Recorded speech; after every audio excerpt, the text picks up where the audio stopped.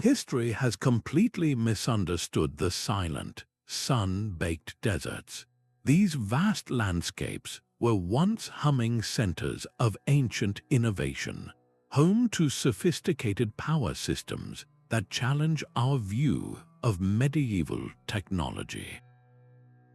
In this journey, you will discover how forgotten civilizations mastered their environment in ways we are only beginning to comprehend. We will uncover the secrets of mysterious towers that caught the wind and subterranean networks that pulled water from stone. How did a society thrive in the deepest desert without any visible power source? And what forgotten knowledge lies buried beneath the sand? What does true ingenuity look like to you when survival itself is on the line? Ancient power systems were far more than just clever gadgets. They represented a profound understanding of the living world. To grasp the genius of desert civilizations, we must redefine what we mean by power. In a pre-industrial age, an ancient power system was any structure or method designed to capture, store, or use energy directly from the environment. This was energy from the relentless wind, the searing sun, or even the subtle heat of the earth itself. Unlike our isolated power plants and sprawling electrical grids, these ancient systems were seamlessly woven into the very fabric of the landscape. A building was not just a shelter, it could be a machine for catching the breeze. A tunnel was not just a passage, it could be a vein drawing water from deep underground. These were holistic technologies, a concept championed by researchers like Dr. Elena Vance. They served a dual purpose, fulfilling a vital practical need for an entire community, such as irrigation or food preservation, while also holding deep cultural and sometimes even spiritual significance. They were not separate from society, they were its heartbeat. This foundational shift in perspective is essential. It moves us beyond seeing these people as merely surviving in a harsh world. It reveals them as masterful engineers who deliberately manipulated the energy flows around them. With this new lens, the first key structure we will explore makes perfect, brilliant sense. Beneath the sun-scorched earth, a silent river flows. This is the magic of the Qanat. In landscapes where surface water vanishes in an instant, Persian engineers mastered the art of pulling moisture from the very air trapped within distant mountain aquifers. Their tool was not a complex machine, but a simple, profound understanding of gravity. They dug not down, but inward, creating a gently sloping tunnel that began deep within a water-bearing mountain foothill. This tunnel, wide enough for a person to walk through, would then stretch for miles, sometimes dozens of miles, always maintaining that perfect, subtle descent. Think of it as a subterranean aqueduct, but one that required no pumps, no external power. It was a self-operating system where gravity did all the work, coaxing water from its source through the dark, cool earth until it finally emerged into the open air at a lower elevation village or farm. The moment of emergence was a place of life, an oasis created by pure ingenuity. But the true genius of the Qanat was its resilience. By flowing underground, the water was shielded from the relentless desert sun, losing almost nothing to evaporation. It was a constant, dependable lifeline in a world of scarcity. This was not merely a water delivery system, it was a power system. That steady, reliable flow could be channeled to turn the wheels of grain mills buried in cool, subterranean chambers. Here, the potential energy of water, lifted by nature into distant mountains, was converted into the kinetic energy that ground flour and sustained a community. Building a Qanat was a monumental act of faith and cooperation. Teams of skilled workers, known as muqannis, dug vertical access shafts down to the tunnel level at regular intervals. These shafts provided air, allowed for the removal of excavated material, and served as maintenance portals for generations. This created a distinctive pattern on the surface, a line of craters stretching toward the horizon like a string of beads laid upon the sand. The Qanat did more than just hydrate a settlement. It structured society around a shared, sustainable resource. Its very existence demanded and fostered a communal spirit, a decentralized model of management where water rights and maintenance duties were carefully balanced. This ancient network, a power source born from gravity and human collaboration, proves that the most advanced technology works in harmony with the world. And if they could master the power hidden in water, what other unseen forces did they learn to command while the Qanat mastered the world beneath? Another invention reached for the sky to command the air itself. Across the ancient Persian skyline, slender towers rose not as monuments to gods or kings, but as instruments of pure, breathable comfort. These are the Badgirs, the wind catchers, and they transformed the very breeze into a life-giving force. Their design was deceptively simple, a testament to profound observation. A Badgir is a tall, chimney-like structure capped with openings oriented to face the prevailing winds. When the wind blows, it is funneled down the central shaft, forced deep into the heart of the building below. But the true magic happened when the air was still. In the suffocating calm of a desert afternoon, the Badgir still functioned perfectly. The sun heats the tower structure, warming the air inside. This hot air, being lighter, naturally rises and escapes through the top openings. This creates a suction, a vacuum that actively pulls cool, heavy air from the lowest levels of the home. This cooler air was often drawn from a basement, or even channeled over the cool water of a Qanat, becoming chilled and moistened before circulating through living spaces. Imagine the sensory experience. You step from the blistering, silent street into a home where a constant, gentle breeze flows. The air is noticeably cooler, carrying the faint, damp scent of earth from the Qanat below. This was not a luxury. It was a fundamental technology for survival and comfort. The system preserved food in underground storage rooms, creating stable, cool environments where perishables could last for weeks. The internal design showcased a stunning grasp of physics. Internal shafts could be partitioned, and dampers, often just simple cloth or wooden panels, allowed residents to fine-tune the airflow, closing off certain rooms or directing the breeze exactly where it was needed. This was an elegant, passive air conditioning system powered entirely by the sun and the wind, requiring no fuel and producing no waste. It was architecture and environment fused into a single, living mechanism. This elegant mastery of wind prompts a deeper question. If they could so perfectly harness the power of air for comfort, what other elemental forces did they learn to bend to their will? Perhaps even for creation itself. From the mastery of wind came an even more ethereal achievement, the capture of water from empty air. In the Atacama Desert, a place so dry that some areas see no rain for decades, ancient cultures confronted an impossible problem.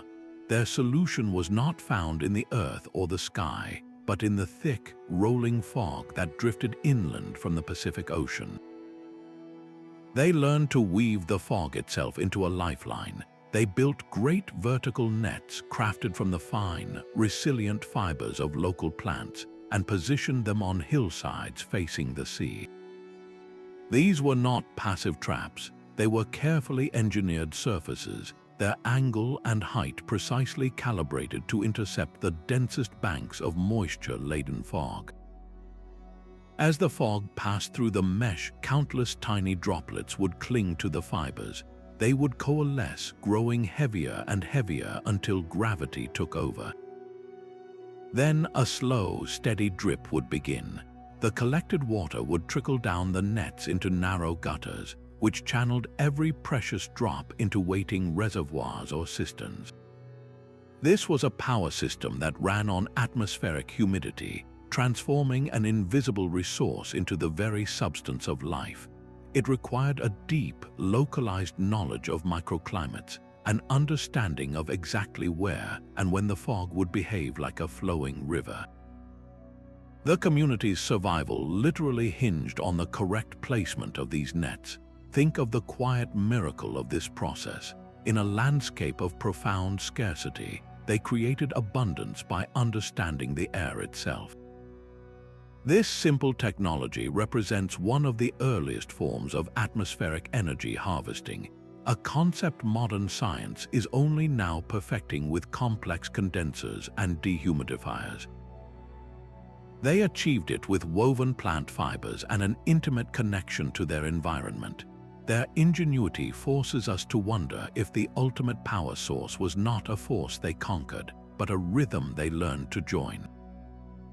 Deep beneath the desert's surface lies a different kind of power, one drawn not from wind or water, but from the Earth's own steady heartbeat. In the sun-blasted hills of southern Tunisia, the people of Matmata did not build upward toward the heat. They carved downward into the cool, embracing stability.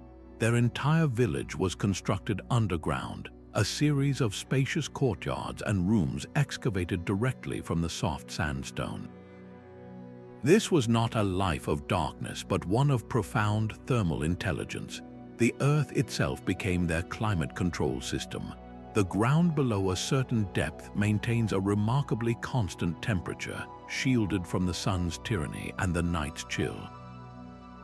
In the blistering summer, when surface temperatures could soar to unbearable heights, these subterranean homes remained deliciously cool.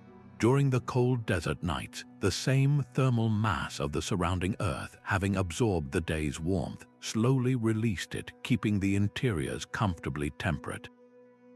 This was a completely passive form of geothermal power. It required no fuel, no maintenance, and had no moving parts to break.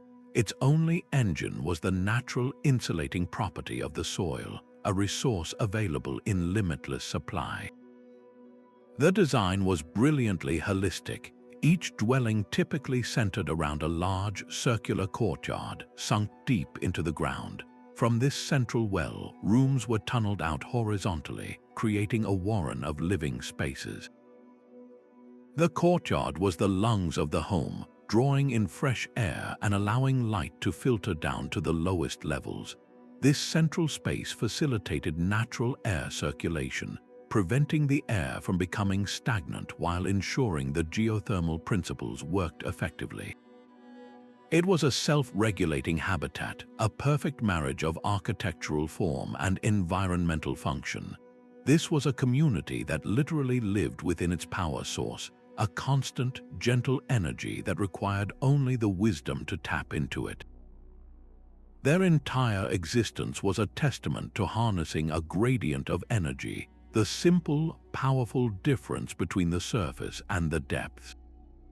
If they could so perfectly stabilize their world using the Earth's own mass, what other stable, invisible energies might ancient cultures have perceived and learned to use? Some of the most profound desert structures left no mark on the landscape at all, only on the sky itself. Far to the west in the Egyptian desert, the vast basin of Nabta Playa holds a secret written in stone. Here, over 7,000 years ago, a nomadic people arranged heavy megaliths into precise alignments, creating one of the oldest astronomical observatories ever discovered. This was not a city or a fortress, but a calendar etched into the earth. Their survival depended on reading the heavens with flawless accuracy. The desert here was not always dry. It cycled through periods of rain and severe drought. By tracking the rising and setting of specific stars, particularly Sirius and the sun's solstices, they could predict the coming of the seasonal rains. This knowledge was their most critical power source, not of physical energy, but of information. Knowing when the rains would arrive told them exactly when to return to the playa, a temporary lake bed, to graze their herds and gather resources. It was a predictive engine for life itself. The stones acted as fixed sightlines. A central slab, for instance, aligns perfectly with the summer solstice sunrise, while other stones chart the positions of key stars in the constellation Orion. This complex arrangement allowed them to create a ceremonial and practical calendar that governed their annual migrations. They transformed the abstract, terrifying vastness of the cosmos into a reliable, practical tool for survival. This site predates Stonehenge by 1,000 years, a testament to the deep time of human cosmic observation.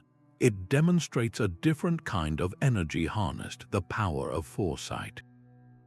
By turning celestial patterns into a strategic advantage, they achieved a form of mastery over time and chance. This informational power, written in stone and star, raises a final, compelling thought. If ancient cultures could build systems to read the sky and command the earth, what other forms of intelligence, now lost to the sand, did they weave into the fabric of their world? Perhaps the most extraordinary power they sought to command was not in the earth or sky, but in the very air they vibrated. Scattered across the deserts are monolithic stones, some weighing many tons, positioned in ways that defy simple explanation. A controversial theory, championed by researchers like John Burke, suggests these stones are more than ritual markers. They could be the remnants of an acoustic technology, a system designed to use sound itself as a tool. The principle is one of resonant frequency. Every object has a natural vibrational pitch. If you match that pitch exactly, you can transfer energy into the object with astonishing efficiency. Imagine a singer shattering a glass with just her voice. Now scale that concept up dramatically. The theory proposes that certain monoliths were carved with precise apertures or surfaces. When the desert wind, steady and powerful, blew across these engineered forms, it did not just create a whistle. It could generate a powerful, stable, resonant frequency. Alternatively, the catalyst could have been human, with coordinated chanting or the beating of drums creating the necessary sonic field. In this speculative model, the sound waves would not break the stone, but neutralize its effective weight, allowing a small team of people to guide a massive block into place as if it were floating on a cushion of air. Mainstream archaeology rightly questions the evidence for such a technology, yet the sonic properties of some ancient sites are measurable and strange. Enclosed chambers can create startling echoes or amplify specific frequencies in ways that feel deliberate. If even a fraction of this theory holds truth, it points to a form of energy harvesting we can barely comprehend, the conversion of sound waves into direct mechanical force. This idea forces us to expand our definition of ancient ingenuity. It suggests a civilization that did not just build with stone, but conversed with it, understanding the hidden language of vibration that holds the physical world together. It is a reminder that the quietest deserts might once have hummed with a power we are only now learning to hear. Far to the east, in China's scorching Turpan basin, the Karez system perfected the art of drawing life from the mountains. This sprawling network was a masterpiece of hydrological engineering, an echo of the Qanat's principles refined for a new landscape.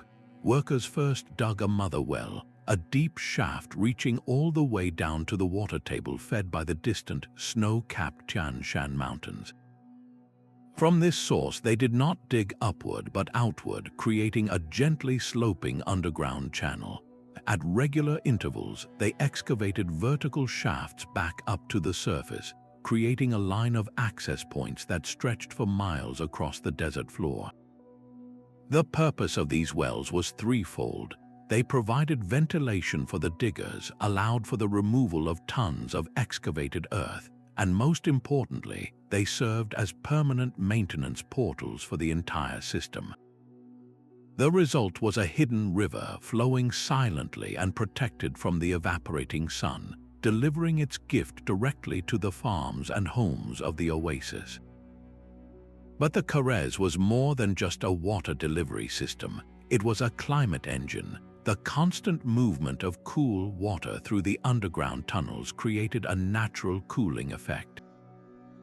Homes built near or even above these channels benefited from a steady, gentle reduction in temperature, a form of passive geothermal cooling that made the desert heat manageable. This engineered microclimate allowed for the cultivation of the famous Turpan grapes, a sweet, succulent fruit that should not have been possible in such an arid environment. The Karez did not just bring water, it created the very conditions for life to flourish, transforming a barren basin into a fertile haven. Here, water management was not just a utility. It was the foundation of agricultural power and environmental control. The system's success for over 2,000 years stands as a quiet testament to a simple truth. The most powerful technology does not fight nature but collaborates with it, creating abundance from a perceived scarcity. This architectural wisdom extended deep into the Egyptian desert, to the Siwa oasis, where entire communities lived within the earth. Here, the sunken courtyards were not just buildings but perfectly tuned environmental machines. Architects did not fight the desert's harsh climate. They invited it in, using its own rules to create comfort. By excavating homes and communal spaces below ground level, they tapped into the Earth's immense thermal mass. The surrounding soil acted like a giant, natural battery for temperature. Through the scorching day, the thick earth walls and floor absorbed the heat, keeping the interior spaces remarkably cool. Then, during the surprisingly cold desert nights, that stored warmth would slowly radiate back inward, gently heating the living areas. This was a continuous, passive exchange of energy, requiring no fuel and creating no waste. The courtyards themselves were masterpieces of microclimate design. They were often planted with tall, shading palm trees. These trees created a cool, shaded retreat during the day, their leaves filtering the intense sunlight while allowing for air movement. The very shape of the sunken space was calculated. The placement of every window and every ventilation shaft was deliberate, designed to catch the slightest breeze and funnel it through the home, creating a natural and refreshing cross-ventilation. This harnessed wind energy for cooling as effectively as any modern fan. This was a holistic strategy where solar energy, thermal mass, and wind power were all integrated into a single, living system. The architecture itself was the power source. It stands as a timeless lesson in sustainable living, a demonstration that the most effective technologies are often the ones that listen to the world rather than trying to overpower it. These vast, silent landscapes hold structures so large their true form is only visible from the sky. Stretching across the deserts of the Middle East are the enigmatic desert kites, immense stone constructions that form giant funnels and triangles on the earth. For decades, the prevailing theory was simple. They were massive animal traps with long, converging walls designed to herd gazelles or other game into a central enclosure where they could be captured. But the sheer scale and the precise, often intricate geometry of these structures have left many researchers questioning that single purpose. Could these monumental works have served a dual, more energetic function? A compelling theory now suggests these kite-like formations were not just for trapping animals, but for trapping the wind itself. Imagine the converging stone walls acting as giant funnels. When the relentless desert winds blew, they would be channeled into the narrow mouth of the structure. The physics is straightforward. As the same volume of air is forced through a progressively smaller space, its speed increases dramatically. This accelerated wind, focused with tremendous force at the central point, could have powered a primitive turbine or a series of air vents leading to subterranean chambers. This would have created a natural ventilation system for underground dwellings or storage spaces, a monumental version of the Badgir wind catcher principle. Think of the implications. A community could have used this concentrated wind power to aerate deep granaries, preserving food supplies by keeping them cool and dry. Or perhaps the force drove simple machinery, grinding grain or pumping water from deeper aquifers. The circumstantial evidence lies in the design itself. The alignment of many kites corresponds perfectly with the direction of seasonal winds, a detail unnecessary for a static animal trap. The effort required to build these structures was staggering, involving the movement of countless tons of stone across vast distances. This was not a casual undertaking. It represents a conscious, coordinated effort to interact with the elemental power of the wind on a truly grand scale. While the theory remains speculative, it challenges us to see these ancient people not as simple hunters, but as landscape engineers who shaped their world to harvest invisible currents of air. The desert kites stand as a silent testament to a forgotten ambition, a whisper on the wind that the greatest powers are those we learn to guide, not just endure. The sun's greatest weapon was turned against itself by a simple coat of paint. Across countless desert settlements, the most common defense against the heat was not a complex machine, but a brilliant white roof. Communities would regularly whitewash their homes and communal buildings using a plaster made from local materials like gypsum or lime. This was not merely for aesthetics, it was a deliberate and highly effective form of solar energy management. The light-colored, highly reflective surface acted like a shield, bouncing a massive portion of the sun's intense radiation back into the atmosphere. This principle is what scientists now call the albedo effect, the measure of how much light a surface reflects. A dark roof absorbs heat, turning a building into an oven, but a white roof rejects it. The impact on the interior temperature was dramatic, often creating a difference of 10 or even 15 degrees compared to the outside air. This single, low-tech intervention drastically reduced the heat load on a structure. It meant that the passive cooling systems already in place, like the wind-catching towers or the geothermal mass of underground walls, had to work far less hard to maintain a comfortable environment. The energy saved was human energy, the strenuous labor that would have been required for manual fanning or for hauling water for evaporative cooling. This practice reveals a sophisticated, almost intuitive grasp of material science and physics. They understood that the best way to manage the sun's power was not always to capture it, but sometimes to deflect it entirely. This ancient wisdom of reflective surfaces is a lesson we are relearning today in our own quest for energy-efficient buildings. It forces a humbling question: how many of our modern solutions are merely rediscovering the elegant, low-tech mastery of the past? The line between sacred space and scientific instrument was often invisible. In the high deserts of the Andes, structures known as solar temples were far more than places of worship. Their stone blocks were cut with such precision that they locked together without mortar, creating surfaces that interacted with the sun in astonishing ways. The primary function was celestial alignment, marking the solstices and equinoxes with beams of light that illuminated specific niches in a dramatic display of cosmic order. Yet this same precision suggests a secondary, deeply practical purpose. Researchers theorize that the careful angling of walls and the arrangement of concave stone surfaces could have acted as massive solar concentrators. Imagine the sun's rays, normally spread across a wide area, being focused by these stone mirrors onto a single, small point.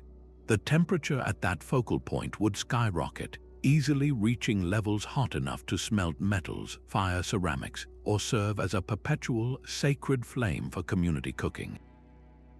This was not magic but applied physics.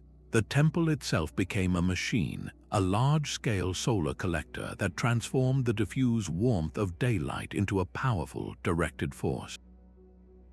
This dual purpose reveals a worldview where there was no separation between the spiritual and the energetic. Harnessing the sun's power was in itself a sacred act, a form of collaboration with a divine force.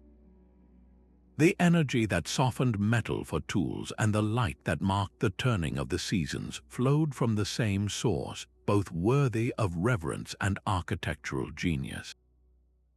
If a temple could also be a furnace, what other everyday necessities were once considered profound acts of communion with the world? You can see their genius from the mountainside itself. In the rugged Haraz Mountains of Yemen, entire slopes are sculpted into a giant staircase of green. These are not natural formations but vast, man-made terraces, a breathtaking feat of landscape engineering that turned barren cliffs into fertile gardens. The system was a sophisticated machine for harvesting time itself, transforming the brief, violent energy of a desert downpour into a slow, sustained release of life.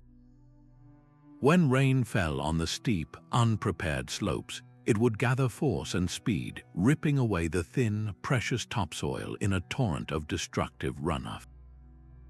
The terraces stopped this chaos in its tracks. Each level step acted as a temporary reservoir, catching the furious water and forcing it to pause. In that moment of stillness, the water could no longer carry the soil. It had to surrender it. The water then began to seep slowly and deeply into the ground. This was the system's primary power, the conversion of destructive kinetic energy into gentle potential energy stored within the earth. The terraces were not just holding water, they were actively recharging the mountain's own aquifers, banking that liquid resource for the long, dry months ahead. The soil itself, now anchored by stone walls and saturated with moisture, became a fertile medium for crops. This created arable land literally from the rock face, a miracle of sustained agricultural production in a place where flat, fertile ground was a fantasy. The entire structure was a passive, self-regulating power system driven by gravity and elevation. The potential energy of the water at the mountain's peak was not wasted in a single, erosive event, but carefully managed. Its force dissipated step by step into 1,000 small acts of nourishment. A community that built these terraces was not just farming, they were reprogramming their entire hydrological environment. They understood that the real power was not in the water that arrived, but in the water they could convince to stay. The quietest power systems often fit in the palm of your hand. In countless desert homes, a simple pair of clay pots, one nestled inside the other, became a personal refrigerator powered by nothing but dry air.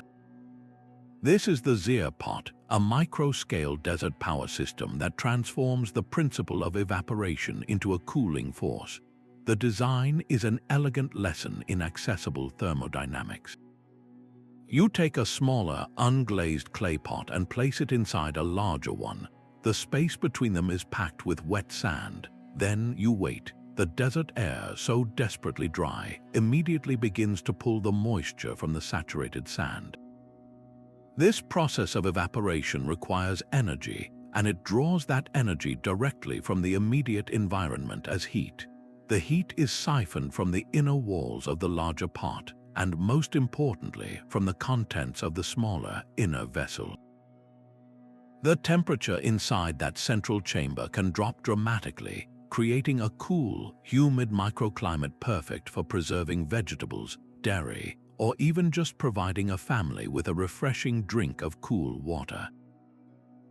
This was not a community-wide project like a Qanat or a Badgir. This was personal power technology, a form of energy harvesting that any individual could build and use. It required no moving parts, no complex engineering, and its fuel was the very aridity that defined the harsh environment. The system turned the desert's greatest challenge, its lack of moisture, into its own solution. The constant, gentle pull of the dry air became the engine for a continuous cooling process, a silent, invisible transfer of thermal energy happening right on a kitchen shelf. This humble innovation demonstrates that the mastery of the desert was not always about grand monuments. It was also found in these intimate, daily acts of ingenuity, where the physics of the world were coaxed into providing comfort and preserving life. If a simple pot could create coolness from heat, what other everyday objects held a hidden power, waiting only for the right knowledge to awaken it? The sheer scale of ambition is written in stone across the desert valleys of ancient Yemen. At Marib, the ruins of a colossal dam stand as a testament to a civilization that did not just endure the desert's fury, but dared to command it. This was not a simple wall. It was the heart of a macro-scale power system designed to tame the most violent energy in the arid world, the flash flood. For most of the year, the wadis, or dry riverbeds, were silent and empty, but when the rare, torrential rains came, they transformed in an instant into raging, destructive torrents that could wipe out everything in their path. The engineers of Marib saw this not as a catastrophe, but as an untapped reservoir of potential energy. They built their great dam directly across the path of this seasonal fury, creating a massive barrier that captured billions of gallons of water in a single, controlled event. The water held behind that dam represented stored power in its purest form, a battery charged by the storm itself. The true genius, however, was in the controlled release. A complex network of sluice gates and distribution channels allowed engineers to meter out the water with precision throughout the following dry months. This steady, reliable flow was the engine of their agricultural empire.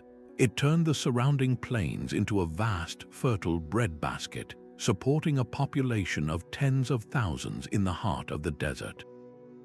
The gravitational potential energy of that elevated water was converted directly into food security, the most fundamental power any society can possess. Building and maintaining such a structure required more than just engineering skill. It demanded a highly organized, centralized society. Thousands of workers would have been needed to quarry the stone, mix the waterproof mortar, and constantly repair the structure after each flood season. This was a communal project on a staggering scale, a society literally building its lifeline together. The Marib Dam did not just hold back water, it held back chaos, creating a predictable, managed environment where civilization could flourish against all odds. This monumental achievement forces us to reconsider what we mean by ancient power, revealing a form of hydraulic energy management so advanced it supported a kingdom for centuries. If they could build walls to store a river's rage, what other impossible feats did they achieve with the simple, profound understanding of gravity and flow? Deep within the mineral-rich sands lies a forgotten spark. The theory of Earth batteries pushes our understanding of ancient technology into truly speculative territory, suggesting that certain cultures might have tapped into the very electrochemistry of the planet. Imagine two different kinds of metal rods, say copper and iron, driven deep into the ground where the soil is damp and rich with salts. This simple setup, a primitive version of what we call a galvanic cell, can generate a small but steady electrical current. The damp earth acts as the electrolyte, the medium that allows charged particles to flow between the dissimilar metals, creating a subtle voltage. Mainstream archaeology rightly points out the lack of direct evidence, like wires or clear electrodes found at ancient sites. Yet, the presence of natural metallic ore deposits such as copper and zinc in close proximity to some settlements has fueled a compelling question. Did they stumble upon this phenomenon by accident, perhaps noticing a strange tingle or a peculiar taste when certain stones were placed in water? If so, the potential applications, however small scale, are staggering to consider. A continuous low-level current could have been used for the electroplating of artifacts, depositing a thin, beautiful layer of gold or silver onto lesser metals through a process that would have seemed like pure magic. This current might have been directed for medicinal purposes, a form of primitive electrotherapy to soothe aching muscles, a practice that would not be rediscovered in the modern world for centuries. Perhaps most intriguingly, that faint, mysterious flow of energy could have been channeled into spiritual ceremonies. A statue connected to such an earth battery might deliver a subtle shock to a worshipper, a tangible, awe-inspiring sensation interpreted as a touch from the divine. This represents a form of power generation that is utterly passive and invisible, harvesting geochemical energy from the interaction of metal and earth. While this idea remains firmly on the fringe, it serves a vital purpose. It forces us to wonder if our definitions of ancient technology are still too narrow, and if the quest for power extended beyond the winds and waters into the silent, energetic conversations happening beneath our feet. Some settlements were built directly atop the planet's own furnaces, in the blistering heart of the Danakil Depression, where the very air shimmers with heat. Communities made a deliberate choice. They positioned their homes and communal spaces near the mouths of natural geothermal vents. These were not structures they built, but features they inherited from a volatile Earth, and their decision to stay there was a masterstroke of energy harvesting. Fissures in the ground continuously exhaled plumes of steam and searing heat, creating a permanent, open source of thermal power. This was the Earth's internal heat made directly accessible, a constant and utterly reliable force in an unpredictable world. The practical applications were woven into the fabric of every day. A cooking pot could be placed over a low-temperature fumarole, its contents simmering for hours without a single piece of firewood. This was a monumental saving of labor and a critical preservation of the scarce desert flora. In colder highland deserts, the warmth from these vents could be channeled into living spaces, perhaps through simple clay pipes or by building sleeping areas directly over heated ground, turning a freezing night into one of comfort. But could they have gone further? The steady jet of steam from a more powerful vent holds immense potential energy. It is not difficult to envision a community guiding that pressurized steam against a simple turbine or a wheel, creating a rudimentary engine to grind grain or pump water. While evidence for such machines remains speculative, the raw power was undeniably present and waiting to be harnessed. The very constancy of this energy source likely gave it a profound spiritual dimension. A vent that never grew cold, a steam plume that never stilled, would have been seen as a sacred breath from the world below, a place for rituals and gatherings that connected the community to the living pulse of the earth. This was geothermal energy understood and utilized in its most direct form, a perfect integration of a powerful natural feature into the human world. It reveals a people who did not just find a place to live, but who chose a place that actively worked for them, turning the planet's deep fire into the warmth of a home and the energy for survival. That intricate dance between stone and society finds one of its most perfected forms in the sun-baked valleys of Oman. Here, the lifeblood of the desert flows through the Aflaj, a network of water channels so vital it was etched into the very social fabric. For over 2,000 years, these channels have done more than just carry water. They have channeled cooperation itself. The engineering is a marvel of gravity-fed precision. Water is tapped from underground sources or mountain springs and directed into a primary canal. This main artery then branches into smaller channels, weaving through villages and date palm orchards in a carefully calculated distribution system.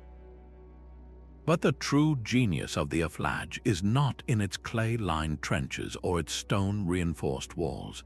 It is in the relentless, rhythmic turning of a water clock. The right to this precious flow is governed by a strict, timed rotation. A village or a farmer might be granted access for a specific number of hours, a measure of time traditionally tracked by the position of the sun or stars, or later by a cleverly designed local clepsydra. This ensured that every participant, from the largest landowner to the smallest subsistence farmer, received a fair and predictable share. The entire system was managed by a community-appointed guardian, the wakil. His role was one of immense responsibility and trust, overseeing maintenance, settling minor disputes, and most importantly, enforcing the sacred water schedule.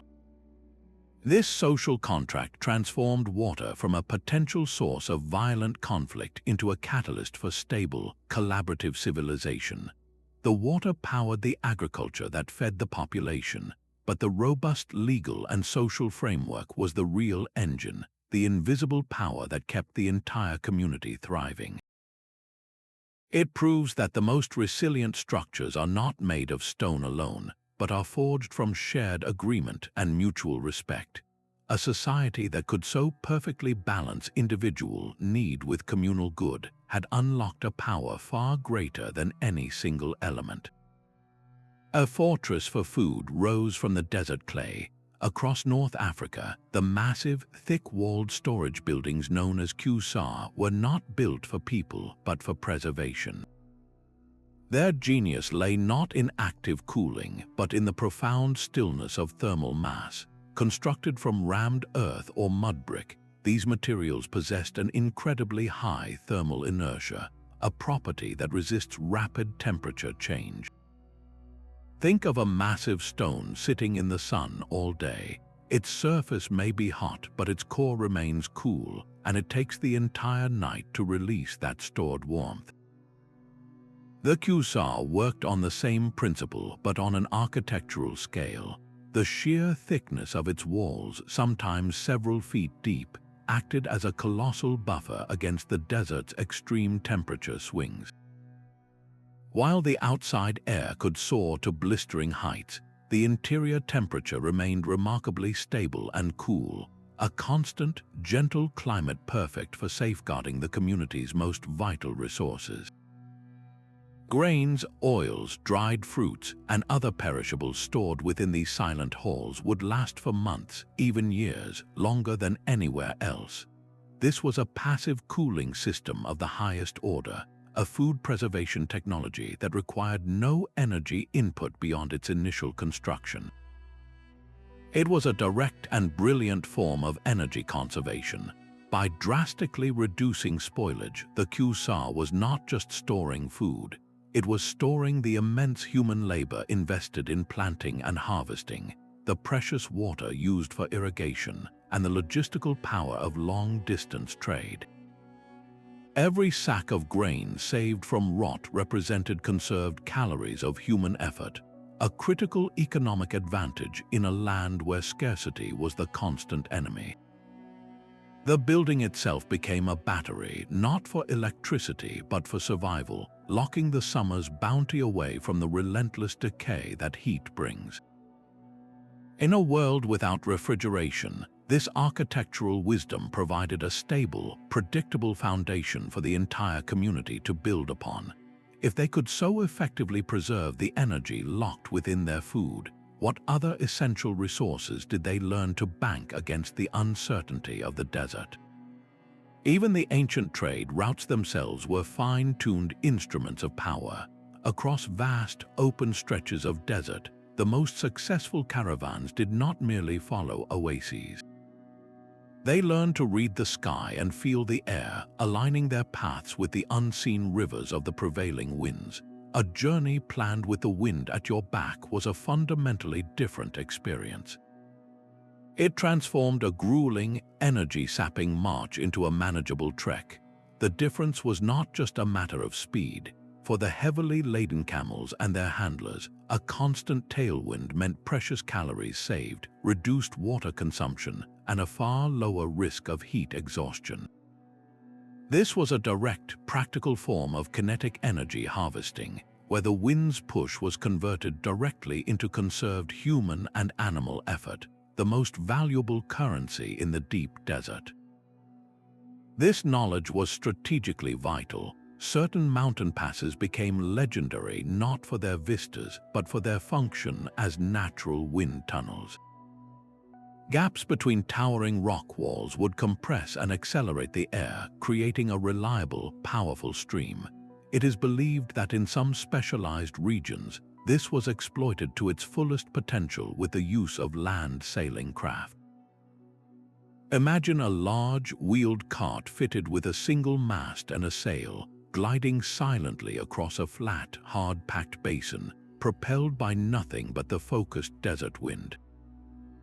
This would have been the most efficient cargo transport of its age, a stunning innovation that turned a barren plain into a swift highway. But even for traditional caravans, these passes were coveted. Moving through them with a strong, steady push made the difference between a profitable, timely delivery and a disastrous, resource-draining failure. The very flow of goods, information, and ideas that connected empires was, in a very real sense, powered by the wind. This subtle integration of natural force into human logistics reveals a world where the environment was not a barrier to be overcome, but a partner in the grand project of civilization. It makes you wonder how many other invisible currents they rode to build their interconnected world. The stones underfoot were chosen with a hidden purpose. Across ancient desert plazas, builders deliberately selected dark-colored stones for specific ceremonial and market areas. These surfaces, often made of dense basalt or other dark minerals, acted as thermal batteries for the entire community. Throughout the day, they would drink in the sun's intense radiation, storing that thermal energy within their mass. Then, as the temperature plummeted after sunset, the stones would begin to release their stored warmth as radiant heat. This simple, brilliant principle transformed a public square from a place abandoned at dusk into a comfortable venue for nighttime gatherings. People could congregate for evening markets, storytelling, or social ceremonies without the biting chill of the desert night. The system was perfectly balanced. In adjacent areas or on pathways meant for daytime use, builders employed light-colored, highly reflective stones. These surfaces remained comparatively cool under the scorching sun, making it bearable to walk across them with bare feet and reducing the ambient heat radiated back into the air. This was not a random choice of materials. It was a sophisticated form of microclimate engineering, a deliberate manipulation of solar thermal energy on a civic scale. By understanding the albedo effect, the capacity of a surface to absorb or reflect sunlight, these communities could effectively zone their public spaces for different times of day and different functions. The dark plaza became the warm night room of the village. The light-colored pathway became the cool daytime corridor. This passive temperature management extended the useful hours of public life, fostering the social and economic interactions that are the bedrock of civilization. It required no moving parts, no fuel, and no centralized control, only the deep, intuitive knowledge of how materials interact with the elemental force of the sun. This careful choreography of heat and stone makes you wonder what other subtle environmental controls were woven directly into the fabric of their daily lives. These fog gardens were a living technology, a quiet collaboration with the native flora.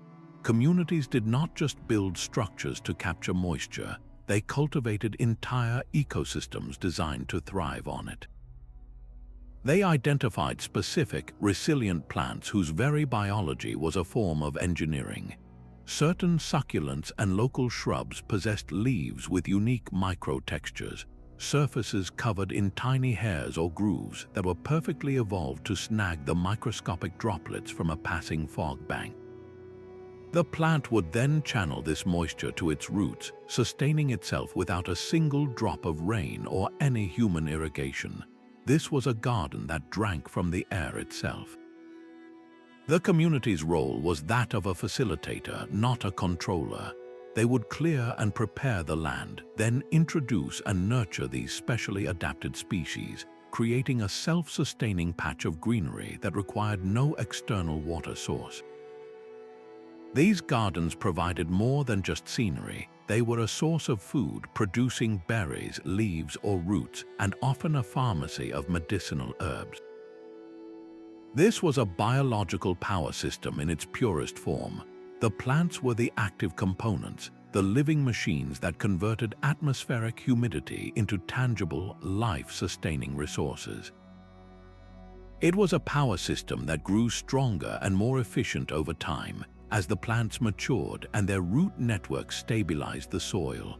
This approach required a profound, generational knowledge of local botany and microclimates. It was not about imposing a foreign agricultural model onto the land, but about amplifying the natural processes already at work. This represents perhaps the most elegant form of ancient power, one that leaves no permanent mark, creates no waste, and actually enriches the local environment it depends upon. If they could grow food using only the air and the right kind of leaf, what other gentle, living technologies have we forgotten in our rush to build and conquer? They fought the desert itself with walls of living green. In the endless struggle against the shifting sands, ancient communities engineered a quiet, brilliant defense, a method known as sand dune stabilization. Their tools were humble, woven palm fronds or rows of hardy, deep-rooted vegetation, but their purpose was monumental: to control the raw kinetic energy of the wind itself. A desert dune is never truly still. It is a slow, creeping wave of sand driven by the ceaseless push of air. Left unchecked, these wandering hills could swallow entire villages, bury precious farmland under meters of sterile grit, and choke the life out of critical water channels. This was not a sudden disaster, but a constant, creeping threat to civilization's very foothold. The solution was to intercept this energy before it could do harm. By planting barriers of specific grasses or shrubs, or by building fences from local materials, they created a rough, textured surface that broke the wind's power at ground level. As the air current hit this resistant wall, it slowed down, losing the energy needed to carry its burden of sand. The grains would simply drop out of the air, accumulating on the windward side of the barrier instead of continuing their destructive march.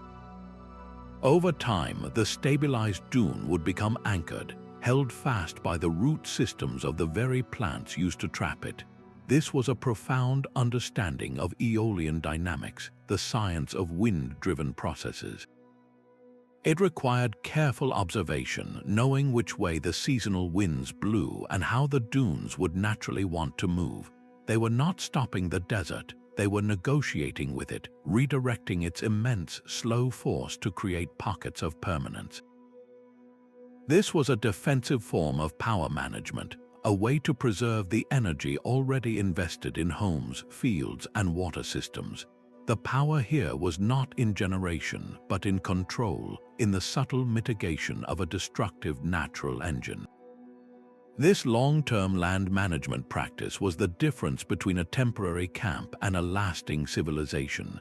It forces us to ask, what does true power look like when the greatest victory is not in conquering a force, but in persuading it to simply pass you by? Even the clothes on their backs were a form of calculated engineering. A Bedouin's traditional thob, often woven from light-colored wool, was far more than a simple garment. It was a personal climate control system. Its loose, flowing design was not a matter of style, but of pure physics.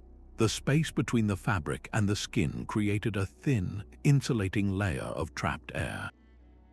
This microclimate acted as a buffer, shielding the body from the desert's brutal temperature swings. During the day, the light-colored wool reflected the sun's punishing radiation, while the trapped air prevented external heat from quickly penetrating to the skin.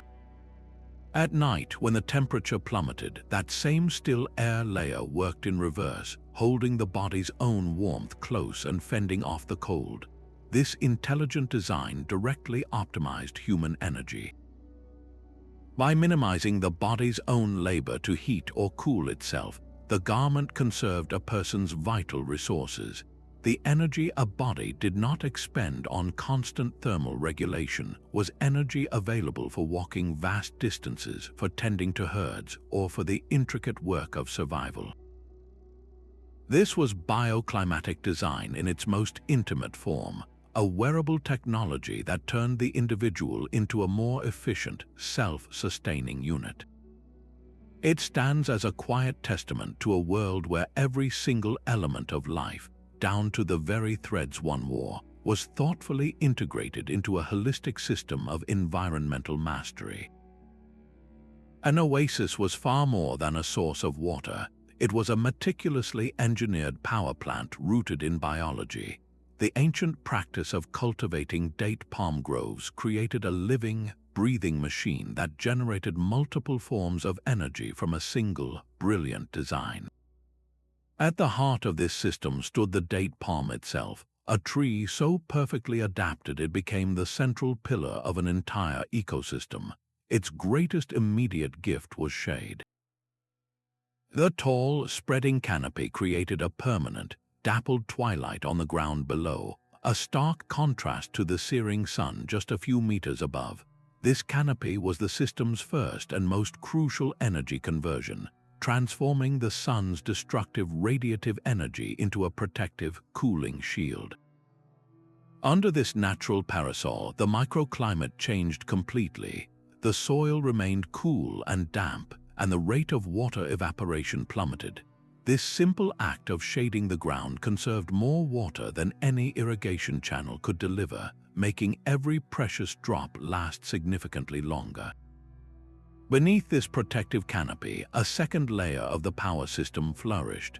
Farmers could cultivate understory crops that would have withered in the full desert sun, plants like citrus trees, vegetables, and legumes. The palm trees were not competing with these lower plants, they were enabling them. The fallen palm fronds, often seen as waste, were a valuable resource stream. They were gathered and used as kindling for fires, woven into baskets and mats, and incorporated into the walls of homes for insulation. Every part of the tree was utilized in a cycle of near-total efficiency. And then there were the dates themselves, the system's ultimate output of caloric energy.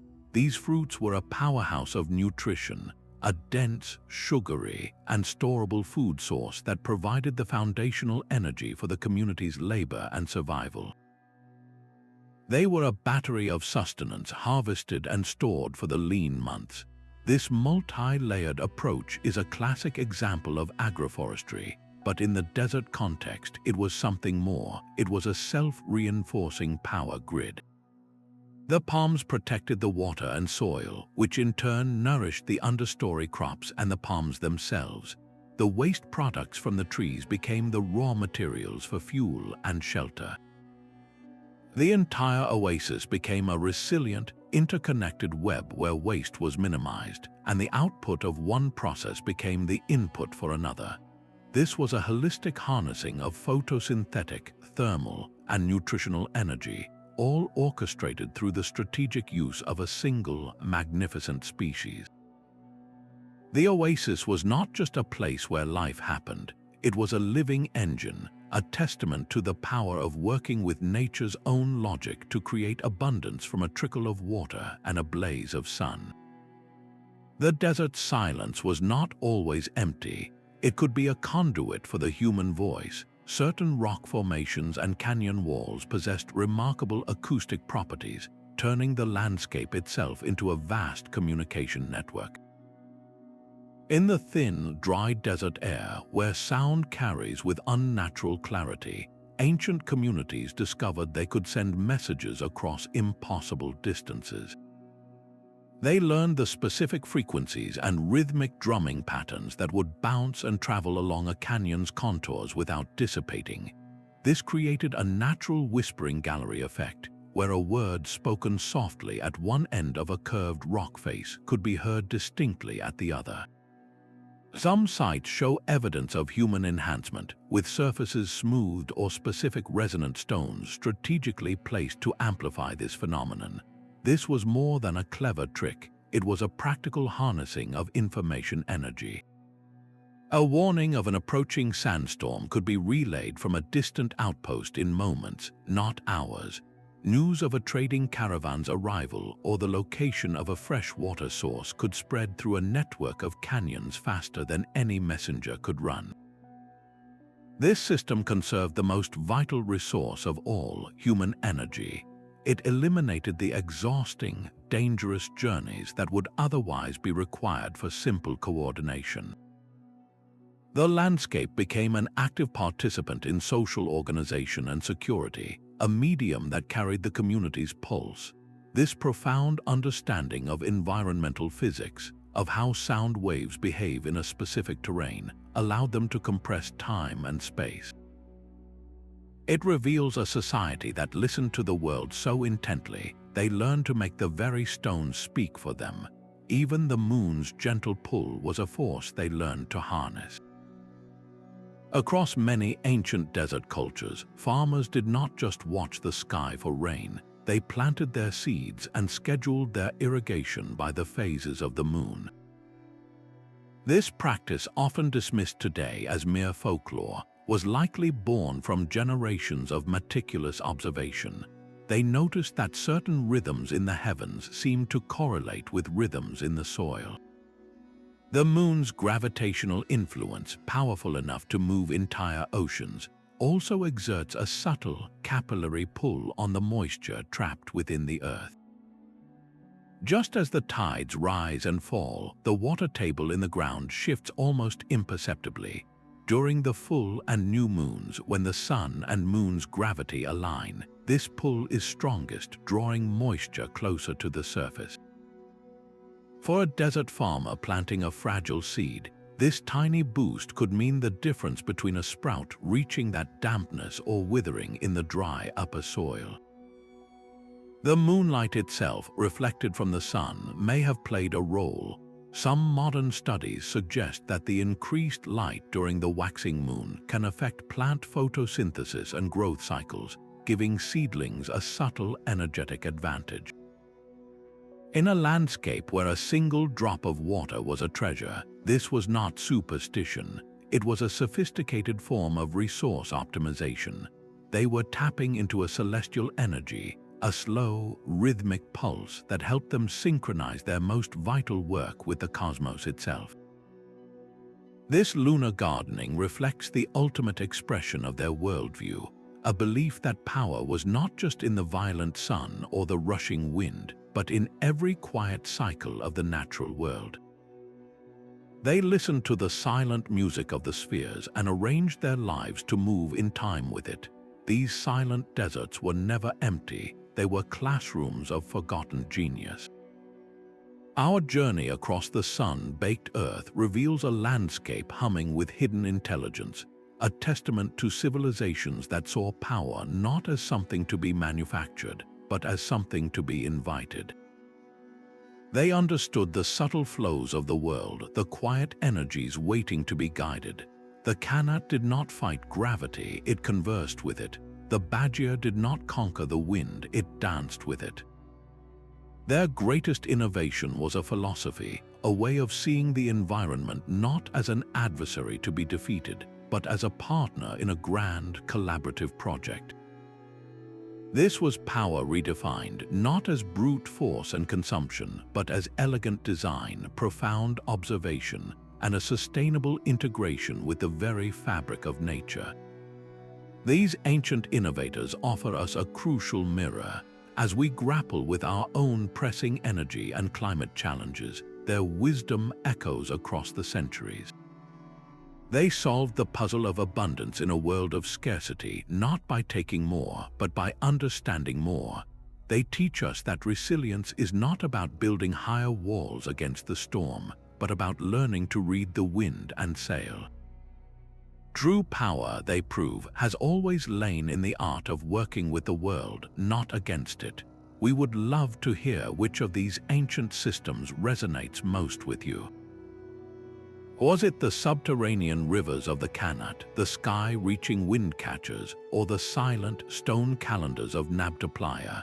Share your thoughts in the comments, and if you enjoyed this journey into lost wisdom, subscribe for more explorations of the past's most ingenious secrets.